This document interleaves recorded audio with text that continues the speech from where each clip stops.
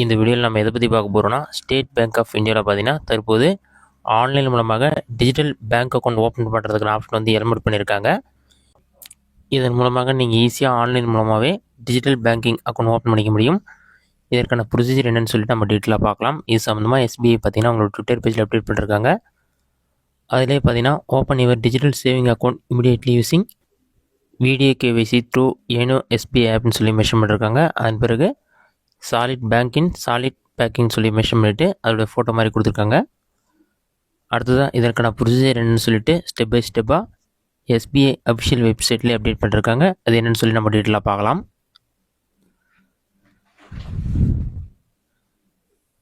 இதில் பார்த்தீங்கன்னா step in to the future digital saving account made ஈஸின்னு சொல்லி மென்ஷன் பண்ணிவிட்டு அதோட டீட்டெயில்ஸ் எல்லாமே கொடுத்துருக்காங்க. அதற்கு அடுத்ததாக understanding the digital saving account modern approach சொல்லி மென்ஷன் பண்ணிவிட்டு இது வந்து ஒரு டிஜிட்டல் சேவிங் அக்கௌண்ட் சொல்லி மென்ஷன் பண்ணியிருக்காங்க. இந்த டிஜிட்டல் பேங்க் அக்கௌண்ட் ஓப்பன் பண்ணுறது வந்து நீங்கள் ஏனோ எஸ்பிஐ ஆப் மூலமாக தான் வந்து ஓப்பன் பண்ண முடியும். அதற்கு வந்து ஒரு 10 ஸ்டெப் கொடுத்துருக்காங்க. ஸ்டெப் பை ஸ்டெப்பாக நீங்கள் என்னென்ன பண்ணணும்னு சொல்லிட்டு அதற்கான ஸ்டெப்ஸ் என்னென்னு பார்க்கலாம். இதிலே பார்த்தீங்கன்னா இந்த சேவிங் அக்கௌண்ட்டுடைய கீ ஃபீச்சர்ஸ் என்னென்னு சொல்லி கொடுத்துருக்காங்க. நீங்கள் இதோட எசென்ஷியல் ஃபியூச்சர் எல்லாமே இந்த அக்கௌண்ட் ஓப்பன் பண்ணுறதுக்கு முன்னாடியே தெரிஞ்சுக்கலாம்னு சொல்லியிருக்காங்க. ஆன்லைன் அக்கௌண்ட் ஓப்பனிங் சொல்லி மென்ஷன் பண்ணிவிட்டு நீங்கள் உங்கள் வீட்டிலேருந்தே யோனோ எஸ்பிஐ ஆப் மூலமாகவே ஈஸியாக இந்த வந்து ஆன்லைனில் அக்கௌண்ட் ஓப்பன் பண்ணிக்கலாம். எந்த ஒரு பேப்பர் ஒர்க்கும் கிடையாது, ஃபிசிக்கல் டாக்குமெண்ட்டும் கிடையாதுன்னு சொல்லியிருக்காங்க. அடுத்ததாக இது பார்த்தீங்கன்னா உங்களுக்கு 7 நாட்கள் 24 ஹவர்ஸும் வந்து ஒர்க் ஆகும். நீங்கள் ஈஸியாக வந்து ஃபண்ட் ட்ரான்ஸ்ஃபர் பண்ணிக்கலாம். செக்யூரிட்டி மெஷர்ஸ் இருக்குதுன்னு சொல்லியிருக்காங்க. அது மட்டும் இல்லாமல் கேவைசி வெரிஃபிகேஷன் பார்த்தீங்கன்னா நீங்கள் வந்து ஆன்லைன்லேயே வீடியோ கால் மூலமாகவே வெரிஃபிகேஷன் பண்ணிக்கலாம். நீங்கள் வந்து பிரான்ச்சை விசிட் பண்ண வேண்டிய அவசியம் இல்லைன்னு சொல்லி மென்ஷன் பண்ணியிருக்காங்க. இதிலே பார்த்தீங்கன்னா benefits of Insta Plus saving அக்கௌண்ட்டுடைய பெனிஃபிட்ஸ் என்னென்னு சொல்லிட்டு அதிலே நிறைய டீட்டெயில் கொடுத்துருக்காங்க. இதோடைய பெனிஃபிட்ஸ் என்னென்னு சொல்லிட்டு ஒரு கீ ஃபீச்சர்ஸ் மட்டும் கொடுத்துருக்காங்க. அது என்னென்னு பார்க்கலாம். இதற்கு வந்து நீங்கள் மினிமம் பேலன்ஸ் இவ்வளோ மெயின்டைன் பண்ணணும்னு சொல்லிட்டு எந்த ஒரு ரெக்யர்மெண்ட்டுமே கிடையாது.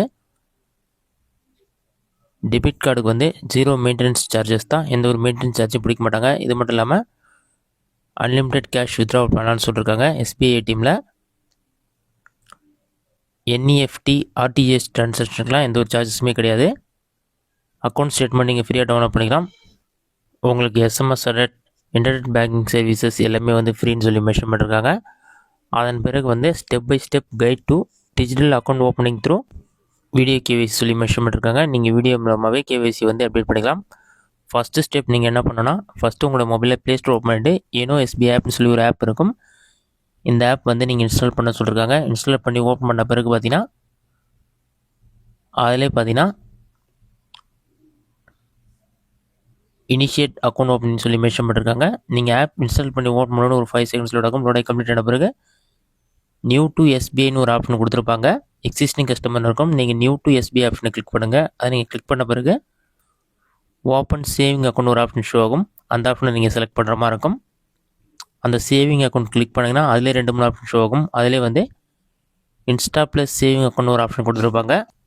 அந்த ஆப்ஷனை நீங்கள் கிளிக் பண்ணுங்கள். அதை நீங்கள் கிளிக் பண்ணோன்னே நெக்ஸ்ட் பேஜில் வந்து enter your Aadhaar number or virtual identity நம்பர்னு ஒரு ஆப்ஷன் கொடுத்துருப்பாங்க. அதில் போய்ட்டு உங்களோட ஆதார் கார்டு நம்பர் அல்லது விர்ச்சுவல் ஐடி நம்பர் ஏதாச்சும் ஒரு நம்பரை என்டர் பண்ணிவிட்டு சென்ட் ஓடிபி ஆப்ஷனை கிளிக் பண்ணினா உங்கள் ஆதார் கார்டு கூட ரிஜிஸ்டர் பண்ண மொபைல் நம்பருக்கு ஓடிபி வரும். அந்த ஓடிபி நம்பரை கரெக்டாக நீங்கள் என்டர் பண்ணுற மாதிரி இருக்கும். அதை நீங்கள் என்டர் பண்ணிவிட்டு கன்ஃபார்ம் கொடுத்தோன்னே நெக்ஸ்ட் பேஜ் ஓப்பன் ஆகிடும். அடுத்ததாக பார்த்தீங்கன்னா உங்களோட additional information, personal details, contact information இந்த டீட்டெயில்ஸ் எல்லாமே கேட்டிருப்பாங்க.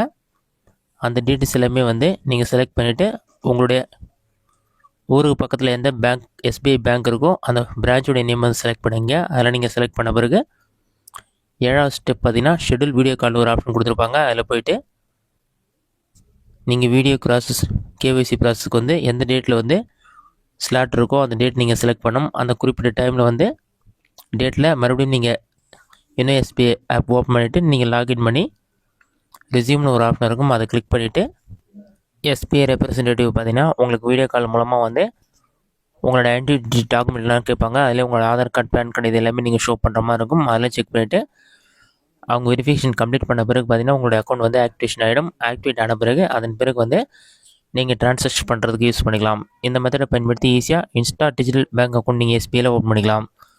இந்த வீடியோ உங்களுக்கு யூஸ்ஃபுல்லாக பண்ணிக்கிறேன். இந்த வீடியோ பிடிச்சிருந்தா லைக் பண்ணுங்கள். வேறு சின்ன டவுட் இருந்தால் கமெண்ட்ஸில் கமெண்ட் பண்ணுங்கள்.